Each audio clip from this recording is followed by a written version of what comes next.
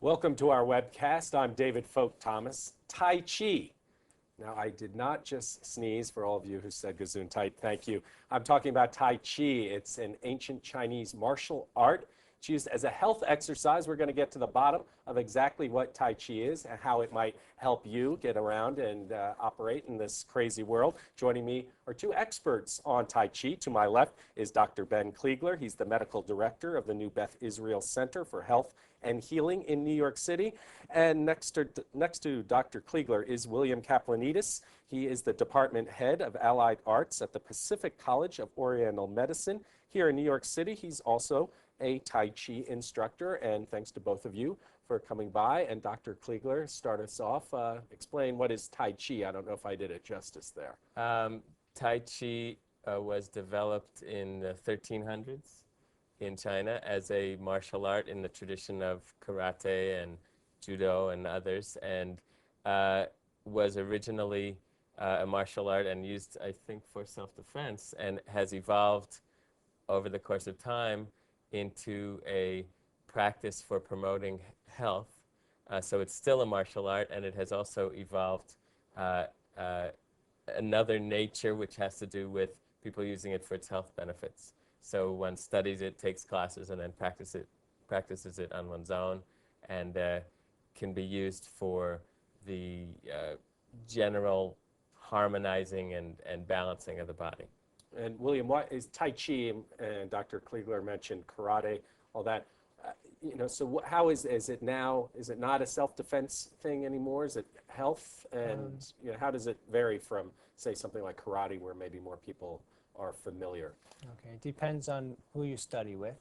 Originally, people that studied Tai Chi were already adept at a fighting form of martial art, and they used the Tai Chi to help them learn how to use their mind more and their whole body as an instrument, and not just the physical force. So they learned how to preserve their body and their mind, and how to use the power of their mind with their body together as a martial art. At the same time, there are other trainings involved, like meditation and different trainings that help the body become healthier. And usually as you get older, you get better at it. And what does Tai Chi mean exactly? What's the translation? Tai Chi is actually a philosophy. It's the philosophy of yin and yang. Literally, it means supreme ultimate. You said yin and yang. Somebody like me would say the yin and the yang, but it's right. the yin and the yang. Yeah, That's that symbol everybody right. sort of sees. And it looks like two fish. Right. Tai Chi is represented by that symbol. It's sort of the law of opposites. You and me, this and that, night and day.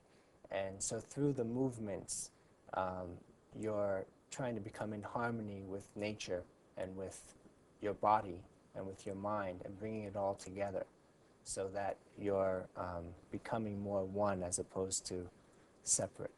If people aren't familiar with it, you probably are already, because you've probably seen someone in the park, wherever you live, doing a sort of very beautiful, slow, ballet-like series of motions that looked a little strange to you if you didn't know what it was. Because there are many people now practicing this on their own. And if you saw someone doing that in the park in your town, it was probably Tai Chi. I have seen people doing that in the park, so Right. that is probably Tai Chi. Now, is it always slow movements? When I think of other martial arts, you're thinking about very fast movements, people throwing people over their shoulders. Tai Chi always slow? That's one part of the training. That's the most popular part, and that's the part that's used to help people with the health benefits of Tai Chi. So that's one part. After you learn that slow form, then you would learn how to use it fast and how to throw people, for example. And then there are weapons that you would learn how to use, like a sword or knife or staff.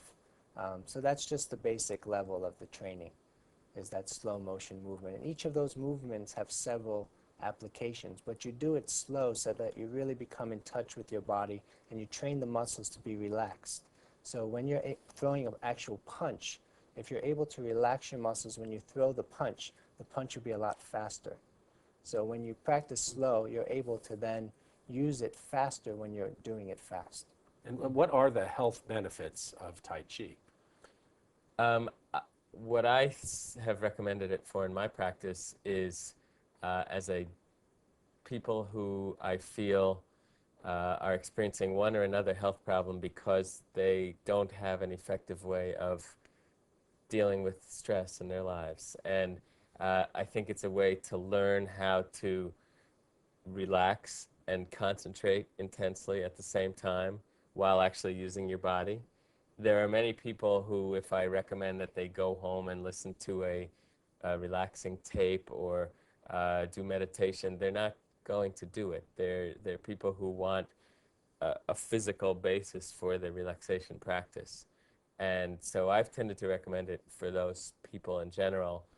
It could be focused around the symptom, so it could be someone who has a headache problem or a reflux problem with stomach acid or one of the many other problems that are related to a high level of stress. Do you find that a lot of people, whatever their condition is, it's A, either caused by stress, or B, at least exacerbated by stress? That absolutely, and there are actually studies looking at what percentage of patients who come to the average primary care doctor are actually there because of a stress-related complaint. And many times it's in the form of a physical symptom, whether it's headache or lousy digestion or pain of some other sort or poor sleep, or it always comes as a symptom. But a huge number, I mean, I would say 60%, 70% of what you see in the average adult medicine practice is complaints that are in one form or another very, very linked to the stress level that people have. And William, talk to us about Tai Chi instruction, of course, for people out there who are interested in. Where can they take a course? How often do they do it, and time commitment, etc.? Again, it depends. Like yoga, there are many different styles of Tai Chi. Some of them do have fast movements in there and more martial arts type movements. Some of them are done more slowly and gently. So I actually have taught at several different sports clubs, so now it's being introduced in sports clubs. But there it wouldn't really be as a life discipline. You'd go there and maybe get a workout where you'd feel your legs feel stronger afterwards. There are Tai Chi schools, just like martial arts schools, karate schools, and you could even look in the phone book. If there aren't any Tai Chi schools in your area, if you're from a small town, you may just check with your local martial arts instructors that are there. They may have some training in Tai Chi themselves or know of someone. So if you're serious about the overall benefits of Tai Chi, you'll probably be advised to go to a Tai Chi club rather than take it at your local gym. Right. And there have actually been studies now with the elderly to show that it's helped elderly with balance problems, with osteoporosis, helps strengthen the bones. And because of the relaxation aspect, it can help with, like Ben was saying, stress-related problems like high blood pressure. It also, because it's low impact, it can help lubricate your joints and strengthen your body in a way that's not as harmful as maybe running or some high-impact exercises. And Dr. Kliegler, he mentioned older people. Is this for kids as well? I'm not too sure how relevant Tai Chi is for kids. It tends to require a pretty high level of coordination and concentration. I don't know if you agree. Usually the kids like to move a little bit faster, so you'd start them out in something more faster. But Take them to karate. Yeah, I've seen, or kung fu classes. Yeah. I've seen some children, but usually it's people who are late teenage, early 20s to maybe 30s, 40s, that may be beginning to do Tai Chi. Is there a special uniform for Tai Chi? I mean, I think of, again, karate, the white robes, the belts. Usually, like the philosophy, it's very relaxed. Most schools, you just come as you like, wearing some very relaxed, comfortable clothing, a flat shoe. There are Chinese traditional uniforms, but usually in Tai Chi schools, they're a little more relaxed than some of the other martial arts. And as far as taking it, is this something that people will take on a regular basis once they go on your recommendation? Right. Well, ideally what somebody does is take a class, so sign up for some period of time to go regularly so that they can learn the forms. And then again, ideally what they do is they start to incorporate it into their daily practice, and they aren't only doing it on the days when they happen to be going to class. And there are people who certainly, it's certainly worthy of study forever. So you could stay in a class and continue to study and develop your skills. But again, I think to really experience the maximum benefit, you're going to have to implement it on a day-to-day basis, and to really get the full benefit that I can give you. And so somebody can check maybe in their yellow pages for Tai Chi schools, Yeah. et cetera. Would you recommend? All right. Well, thank you very much, both of you, Dr. Ben Kliegler and William Kaplanidis, for telling us all about Tai Chi. And that's going to wrap up this webcast on Tai Chi. Hope you've learned a lot. Go out and start practicing it. I'm David Folk Thomas.